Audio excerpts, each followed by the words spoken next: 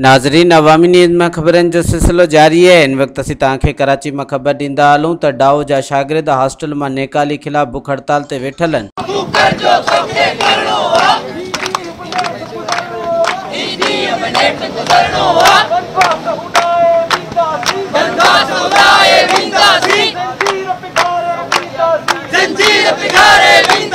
असांखे 3 ॾींहं भुख हड़ताल ते वेठा आहियूं। असांजा 3 साथी जेके आहिनि बेहोशी जी हालत में अस्पताल मुंतकिल कया विया आहिनि, लेकिन कंहिं बि सिंध हुकूमत जे नुमाइंदे खे शर्म कोन थी अचे त असां ॾे अचनि ऐं असांजी ॻाल्हि बि ॿुधनि। हिन खां अॻु में असां प्रोटेस्ट कया 2 महीना पूरा। उन खां अॻु में असां दरख़्वास्तूं बि ॾिनियूं उन्हनि जे दरनि ते वञी, तॾहिं बि हिननि कोन ॿुधो।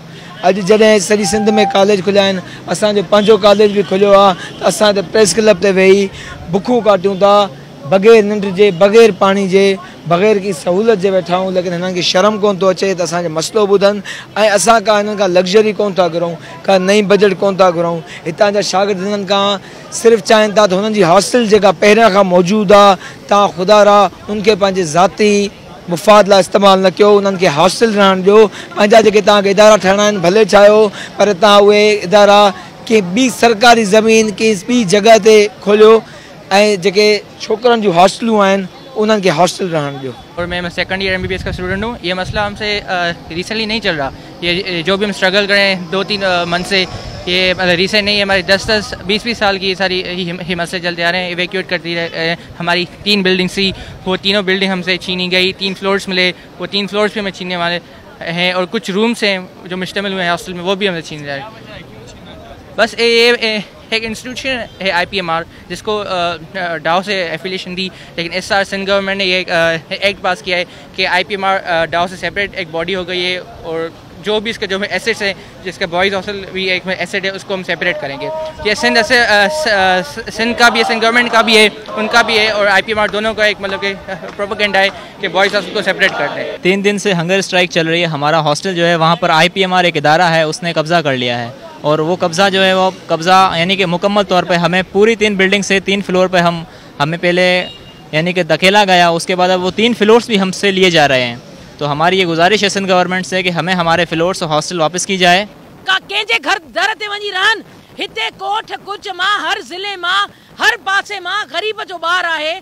वो ॿार भले कीअं मां तव्हांखे ख़बर आहे सिंध में अलाए कीअं माउ पीउ पंहिंजे ॿारनि खे स्कूल में था वञनि, वरी स्कूल खां पोइ कॉलेज में था अचनि, कॉलेज खां पोइ अलाए कीअं यूनिवर्सिटी ताईं पुॼाइनि था, फाका था कनि, अलाए कर्ज़ था वठनि। हे ॿार अची डॉक्टर थियण जी पोज़ीशन में पुॻा, तव्हां उन्हनि जे फ्यूचर खे हिते खणी आयो। प्रेस क्लब जे मां हिते टीचर सां गॾु बि वेठी रहियमि, मां हेल्थ जेके वर्कर उन्हनि सां बि वेठमि, हिते नर्सिस सां बि वेठमि। मूंखे कहिड़ी ख़बर हुई त हिकिड़ो ॾींहुं ईंदो त असांजा जेके मुस्तक़बिल जा डॉक्टर आहिनि, जिन्हनि खे अॻिते हली हिन सिंध खे सर्व करिणो आहे, हिन ग़रीब माण्हुनि खे पंहिंजे पंहिंजे ॻोठनि में वेंदा, उतां हॉस्पिटल्स में सर्व कंदा, असांजी सिंध जे माण्हुनि खे सर्व कंदा, उन्हनि खे बि तव्हां रोड ते आणींदो। अदरवाइज़ ख़ुदा न ख़ास्ता इलाही ॿार हॉस्पिटल में आहिनि भुख हड़ताल जे करे, हिननि खे कुझु थियो त सॼी ज़िम्मेदारी तव्हांजे मथां आहे।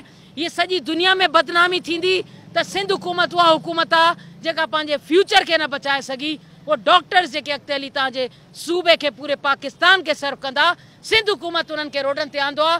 हे हिकिड़ी क्रीम थियण वारी आहे, हिकिड़ी रिस्पेक्टेबल प्रोफेशन आहे, उनखे तव्हां हिते बीहारियो आहे। हिननि जे मसइले खे ॿुधो ऐं हिननि जी जाइ हॉस्टल हिननि खे वापसि मिलणो खपे, इहा हिननि जी डिमांड आहे। 3rd ईयर MBBS जो स्टूडेंट आहियां, मुंहिंजो तालुक़ु थरपारकर सां।